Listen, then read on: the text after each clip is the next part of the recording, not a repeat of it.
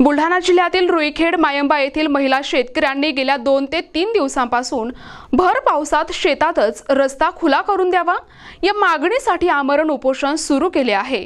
मात्र महसूल प्रशासनाने अद्यापही या शेतकऱ्यांच्या उपोषणाची दखल घेतली नाही।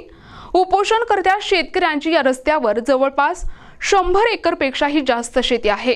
या शेतीत जाण्यासाठी जो वहिवाटीचा वडिलोपार्जित रस्ता होता तो सुरुवातीलाच एका शेतकऱ्याने अडवल्यामुळे शेतकऱ्यांचा शेतात जाण्याचा रस्ता बंद झालाय। गेल्या 2 वर्षांपासून रस्ता अडवल्यामुळे या शेतकऱ्यांना शेतीच्या कामासाठी अडचणी येत आहेत। पेरणीसाठी देखील या शेतकऱ्यांना ट्रॅक्टर, बैलगाडी किंवा इतर साधने शेतामध्ये नेता येत नाहीत। त्यामुळे अनेक शेतकऱ्यांची शेती पडीक आहे, तर काही शेतकऱ्यांनी दुसऱ्याच्या शेतातून विनंती करून आपली शेती पेरणी केली। मात्र आता पावसाचे दिवस असल्यामुळे आणि शेती पेरलेली असल्यामुळे इतर शेतकरी त्यांच्या शेतातून या शेतकऱ्यांना जाऊ देत नाही। परिणामी शेतकऱ्यांच्या शेतातील जी काही शेतीची कामे आहेत ती सध्या रखडली आहेत। शेतकऱ्यांना बियाणे आणि खत डोक्यावर न्यावे लागत असून मजुरांना देखील शेतात जाता येत नाही। अशा परिस्थितीत संबंधित शेतकऱ्याने अडवलेला रस्ता खुला करून द्यावा या मागणीसाठी गेल्या 2 वर्षांपासून हे शेतकरी महसूल प्रशासनाकडे हेलपाटे मारत आहेत।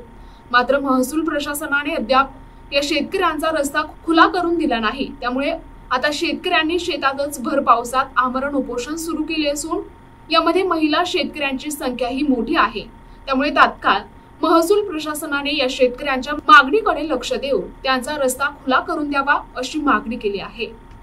रस्ता बंद झाला म्हणून समोरच्या डायरेक्ट रस्ता बंद करून टाकला, इथून जायचं नाही असं त्यानं तक्रार केली। त्याच्यामुळे आम्ही त्याच्या नावाचा तहसीलदाराकडे तक्रार केली।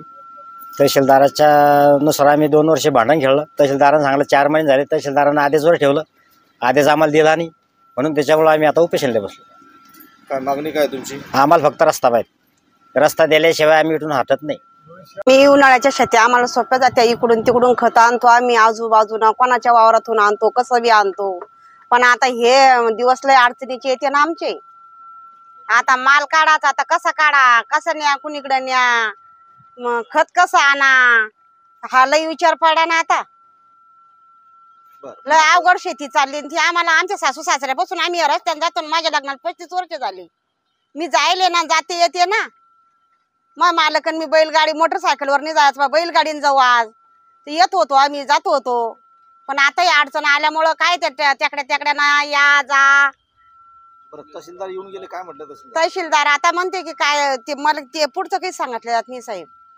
रस्ता म्हणजे 2-4 वर्ष झाले साहेब, 2-4 वर्ष झाले। आता अधिक 2 वर्ष गेले, नंतर आम्ही गावातली मंडळी आणली, समजून घातलं द्यायले। समजून घातल्यानंतर सरपंच, पोलीस पाटील, तंटमुक्ती अध्यक्ष सगळे आणले, त्याने गाव लेवलवर मिटून पाहिलं, ते मिटलं नाही।